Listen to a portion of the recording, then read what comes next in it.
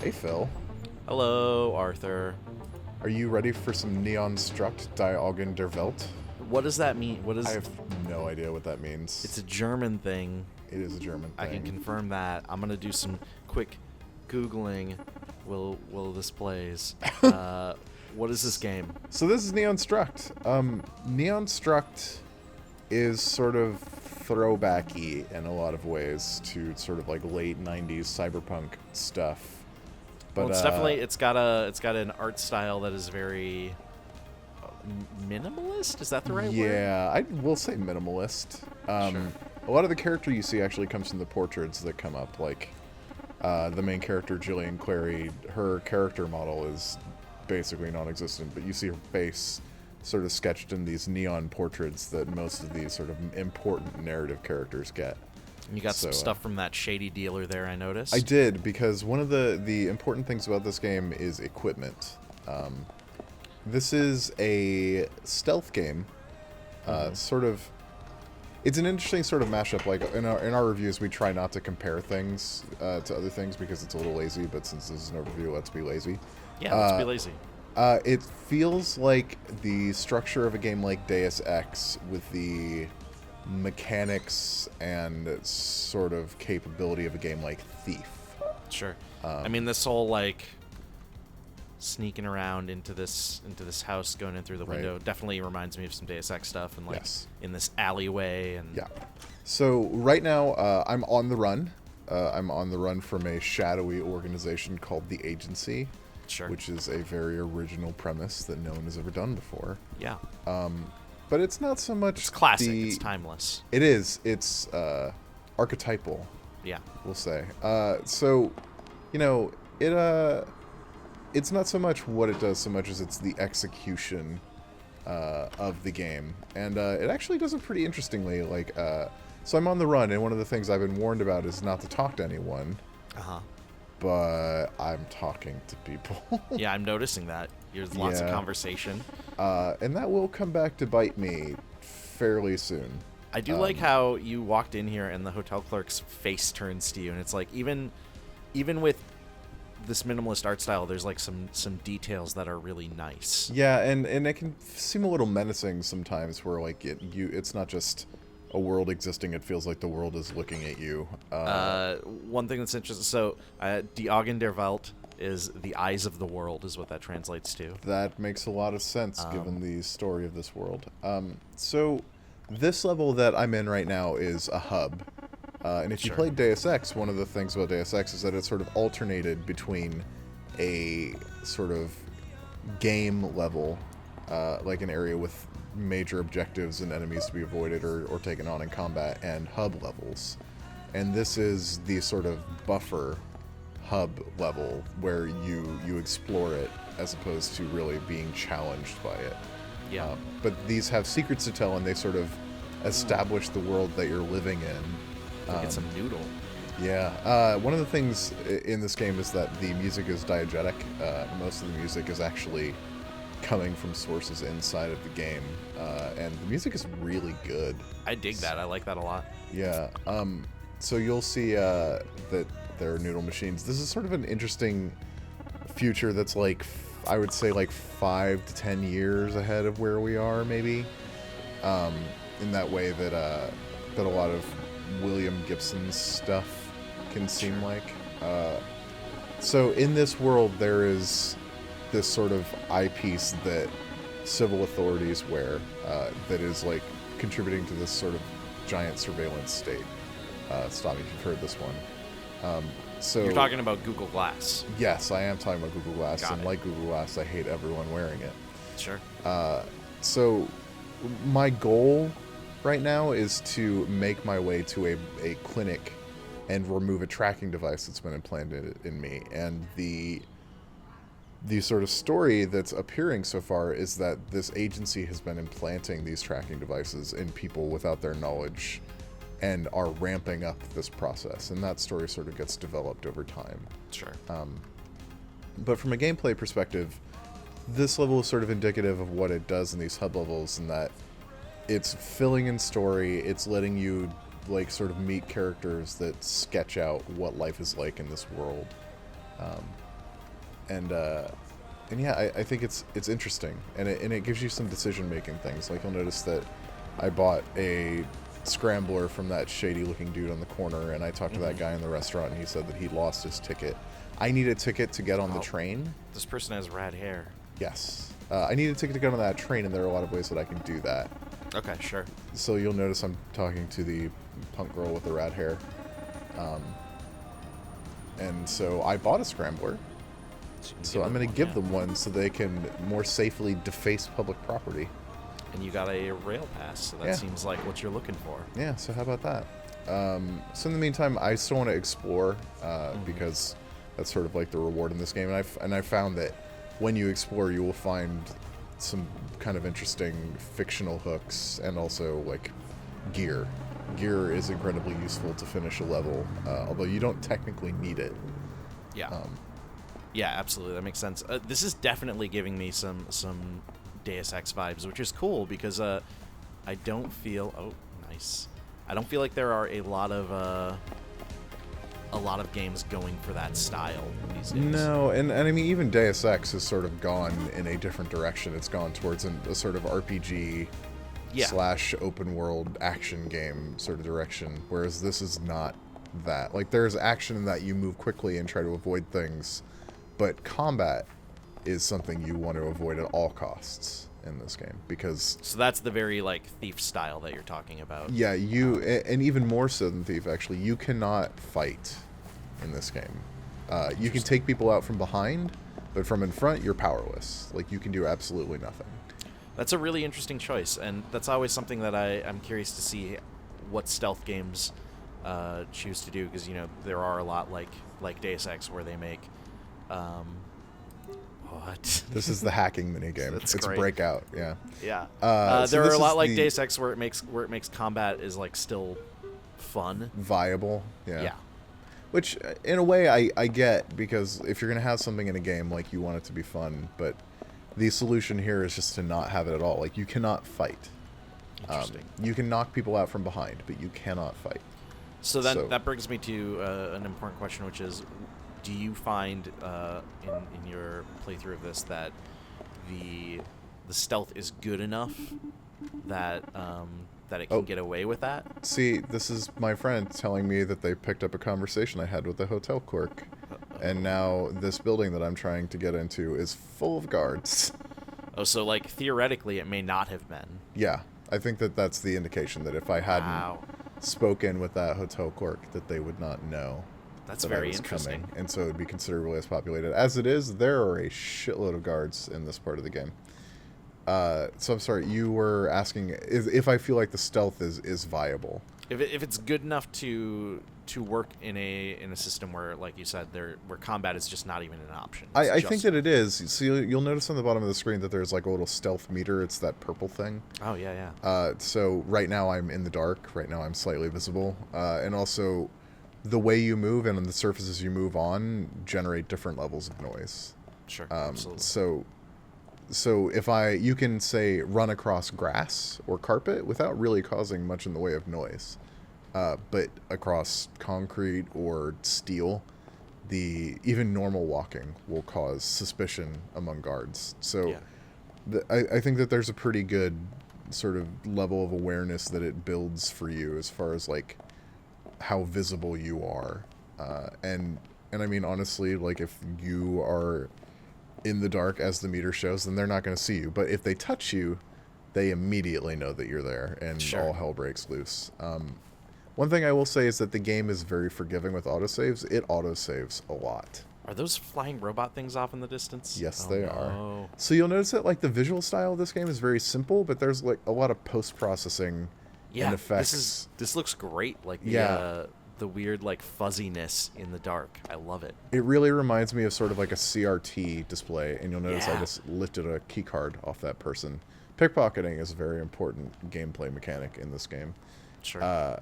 So yeah, like, I really like the way it looks. I like the way that it's about shadows and light as opposed to really fine character detail, and it really works, and I like the sort of chromatic aberration CRT effect that they've got going on.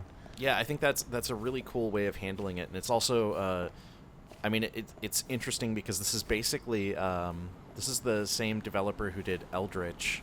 Which also had its own unique sort of visual style. Yeah, and in both of those cases, sort of minimalist, retro-ish style, but not retro in the sense of like pixel art, and it's not retro in a way that feels overdone.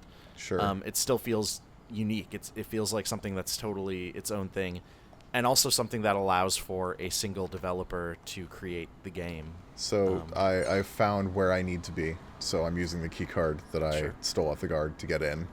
One of the things that I picked up on very early on is that you want to turn off lights as often as you can. And here I'm zooming in to sort of see what's going on around here. You can see that it seems very bright, but I'm actually mostly hidden right now. And when someone's that far away, I don't have a lot to worry about, but I want to be careful. And a lot of this game is waiting for guards to do their patrol routes. Mm-hmm. It's very old school in that way, in that the patrol routes are predetermined. It's not a sort of organic thing. It's very much learning a system and trying to figure out how to exploit it. And I'm not very good at Breakout, but, You're doing all right here. Yeah, well, I could have had a better shot there. So this is the hacking minigame, and obviously, you can see that guard getting closer too. I love that. Yeah, and the hacking goes in real time. So you'll see a lot of close calls, and actually, if this video were real time, you would see me get caught a few times, but I've edited out some of those spots. Yeah, you want to make it seem like you're a professional who knows what he's doing. Yeah. Although that's obviously not the case. I'm much too busy colluding to really learn my job. But you'll see some close calls, and that sort of is one of the things that makes this game exciting, is that there will be very close calls, and leaning around corners is incredibly important in this game. Yep, I can see that. So you'll see that those are light switches on the wall, and obviously you want to hit those whenever possible. Can will enemies notice if you flip a light switch off and they're in the area? Guards typically will, yeah. If Sure. they're in an area where they're looking where a light switch is and you turn it off, then they will have their attention drawn. And also, like, opening doors next to an enemy will totally get their attention. So there is a pretty decent amount of care required around this. Yeah, absolutely. So this is, I mean, it's hard to talk over this because this is so much of what the game is, and like you'll see that person is a little confused by what just happened. Oh, interesting. It's very old school in that way that it's not a stealth game with a bunch of spectacle. It's a stealth game where you are sneaking around a bunch and trying to complete objectives in worlds that, unlike a lot of stuff, they don't give you a map. There's no map. There's no objective markers. And this seems like this level that you're showing off here seems fairly large and complex. Is that accurate? I think it's like a 4-story building with a lot of rooms and a lot of different points of egress and ingress.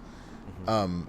There are vents, so classic Deus Ex fans rejoice. Yeah. You can go through vents in a lot of places. There are ladders. There are multiple ways in and out of each building, I find. And for clever players who have spent a lot of time playing these sorts of games, I think that the behavior and habits that you've developed in those games will serve you well here. I think that it fits very comfortably in that sort of body of cyberpunk, like open world game.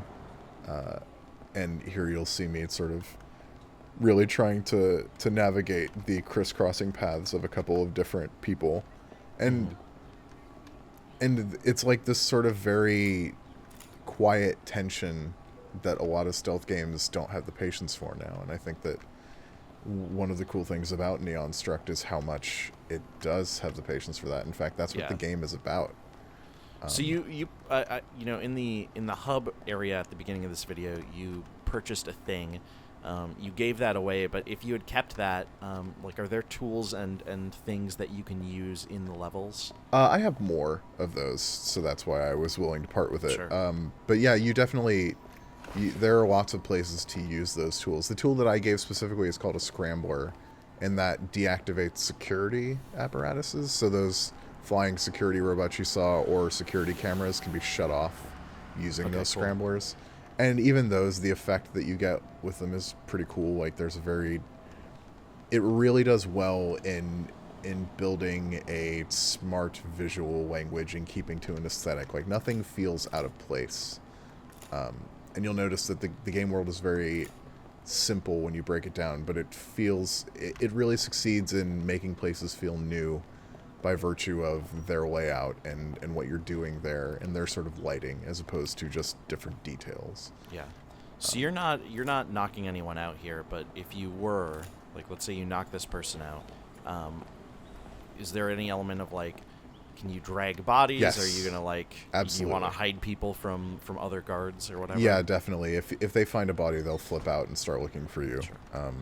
So here you'll see that I'm in a room with carpet, so I can walk around without worrying about making any noise. An interesting thing too is you're not, I assume, even if you're knocking someone out, you're not killing them. No. I don't know. It's not a game about killing people necessarily. I don't know if there's any lethality at any point towards others in the game, though you can certainly be killed. Yeah.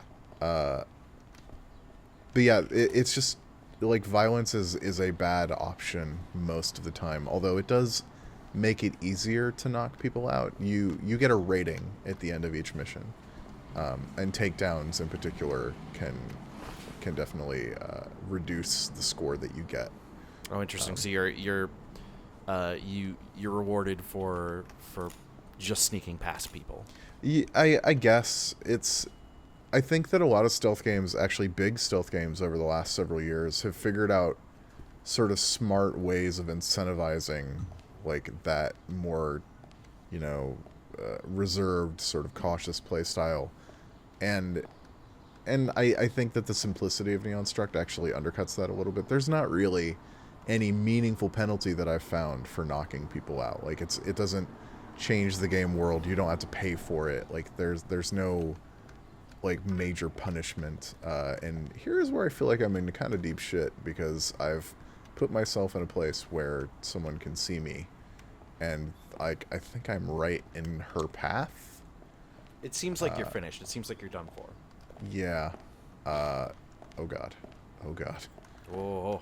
And when you'll know you're in trouble when you see a question mark over their head, they have a tendency to just walk towards where you were or where you are without any real sort of explanation as to how they could possibly know to walk in that direction. But near misses in this game are actually a lot of fun.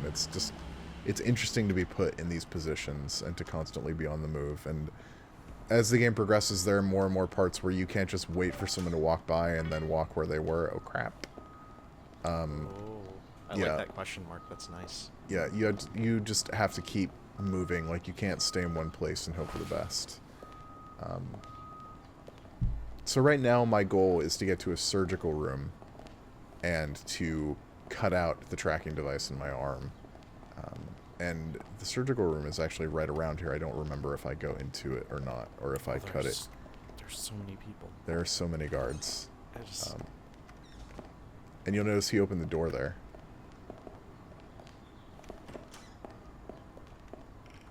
And he got bored.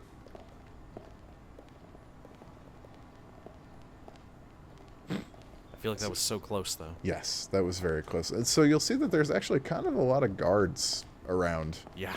There's a lot of stuff to worry about and a lot of stuff to try to keep track of. And honestly, if the game didn't autosave as much as it does, I think that it would be a much more grindy process. And I kind of wonder if people who are into old school stealth games will be annoyed by that. But I wasn't, partly because I'm trying to review the game. So is there can you save yourself as well at any point? Yeah, the one oversight I am seeing that bothers me a little bit, especially as someone who would go back and replay a level to try to do it perfectly, I don't see like a stage select. Okay. Which I would prefer. I would prefer that I be able to stage select. And I don't feel like there's enough save slots where you could actually just save at the beginning of every level the way you'd want to.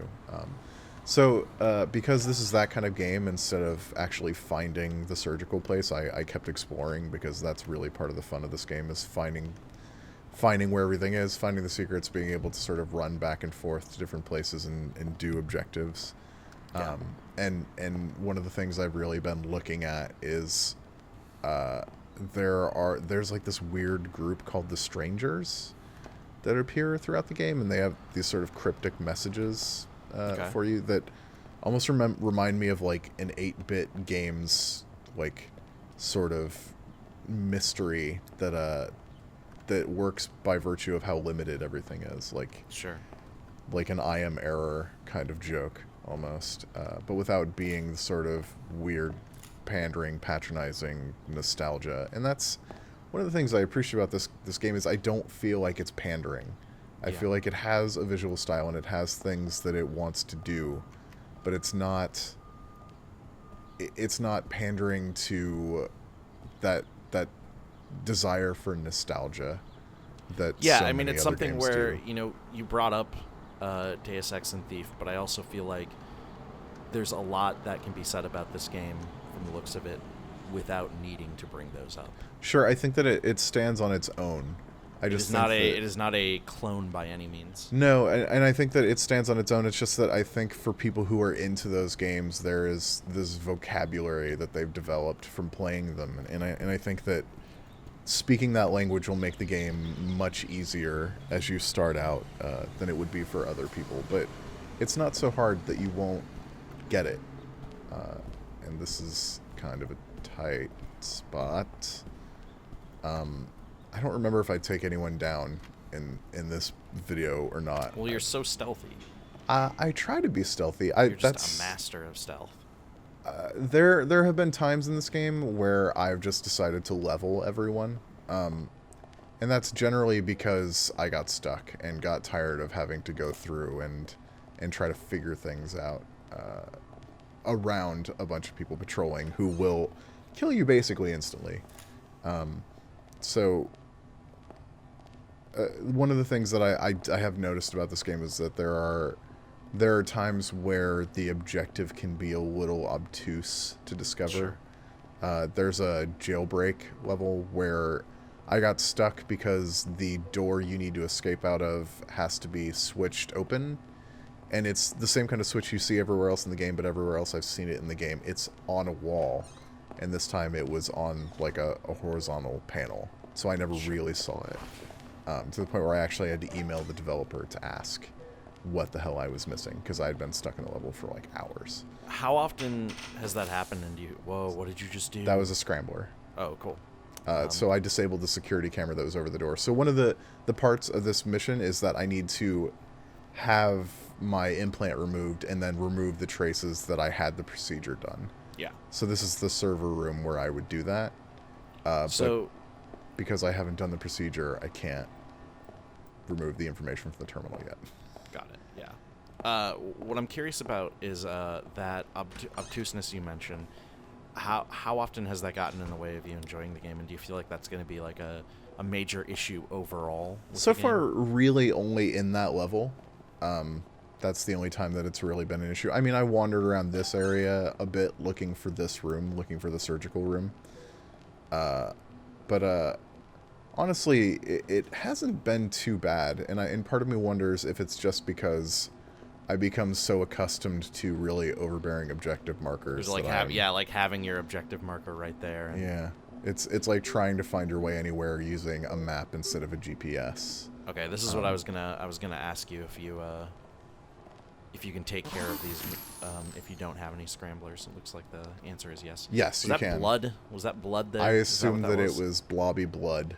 Oof. It just flew out of my arm. So now that I've taken the scrambler out, I need to destroy it. Sorry, I'm just trying to remember what I do here. It's so suspenseful. Everything that tools do, you can do without them. Sure. You don't need tools to progress. They just make things a lot easier. Mm-hmm. And there are points in the game where I would really rather not have to do you primarily get those by buying them, or do you find them as well? well? No, you can end up finding stuff pretty consistently. Like that room had several pieces of equipment in them. I'm just sort of moving forward in the interest of time, so that people don't have to sit through an hour of me wandering around a surgical facility. And I like it, that's a nice touch, by the way, that none of the signs say anything. You actually have to roll over a sign to see what it says. Like, it's a very consistent sort of 90s and 80s era video game conceit where the signs, you know that a sign says something because it's a sign, but you have to click on it to know what it says. What if your character, what if you found a gun and then you just use a gun and you shoot these people? That would make it faster, for sure. I'm just trying to help out here. I'm throwing in my ideas. I'm running because I can run across carpet without that guy hearing me. Oh, nice. So as the game progresses, I think that I've become more familiar with what the different materials sound like and what I can get away with. So now I need to go back to the server room, but instead of like making my way through a bunch of guards, of which there are a lot in those hallways, there is a different route that I can take. Because I'm keeping an eye out, and you'll notice that there's a ladder over there. I saw that. So I'll be heading that way. That guy, get out of here. Don't see me. Don't see me. You find yourself closing a lot of doors in this game just to make sure that people don't look through and see you when you're I do that in exposed. real life as well. Yeah, you don't want anybody to see you. Gotta close the doors. So this is roof access. And actually, like, there are different ways, different parts of the building all over this roof. Like, you can go off an edge and see a window that you can open to get into that same sort of server area. But this is a faster, slightly more dangerous way. What are those geocache tokens? What's They're that just all about? collectibles. Like, and when you find a geocache token, it gives you, like, a little thing that you can throw that will get the attention of people around it. Oh, cool. So it's a collectible, but it has a practical use. So something about this computer is that, like, I am incredibly exposed trying to hack it right here. Yeah. So I want to not be exposed while I try to hack it. So Is that camera still broken from before? yes, the scrambler Nice. permanently disables cameras. I think it only temporarily disables security bots. Okay. So I'm trying to make sure no one's coming. Situational awareness, very important in this game. And creative problem solving, I find, is becoming increasingly a part of this game as opposed to just staying out of view, which is fun in its own right, but loses some of the depth, I find. Ooh, nice. Yeah. That's thinking smart outside thinking. the box. Only thing I don't like about this setup is that you left the door open. That seems like a mistake, but otherwise... Yeah, well... Nice. And now I've completed all my objectives, and now all I have left is to get the hell out of here. See, and that's, like, that would be the part where I would be like, okay, I went through all of this, I got through all these people, completed my objective, and then it's like, oh, I need to turn around and get out now. Like, that's Yeah. the part where I'm just, like, terrified now. And I feel like a lot of modern games wouldn't put you through Yeah. that. It would just end the level. It would play like the Triumph music, and that would be that. And that's not how this game rolls at all. You definitely need to escape. Yeah, I respect that. It rewards you for going through and casing an environment before you really get started. If you go seat of your pants, you can succeed, but you're probably going to get caught more often. Yeah. And you're probably going to have to use more equipment to do so. Whereas because I'm sort of familiar with this level at this point, because this is about, I'd say 90 minutes or so into this level for me. I know where I need to go. I know what I need to do. And I also know that, hey, there are a lot of windows in this building. I was just going to ask if you can just bounce out that window. And I most certainly can. And this is another place that, like, there's roof access to, so I could have done that. And there is not a ladder down, but because I have a lot of health packs, I'm just gonna do this the easy way. Well, Had to think about it for a minute.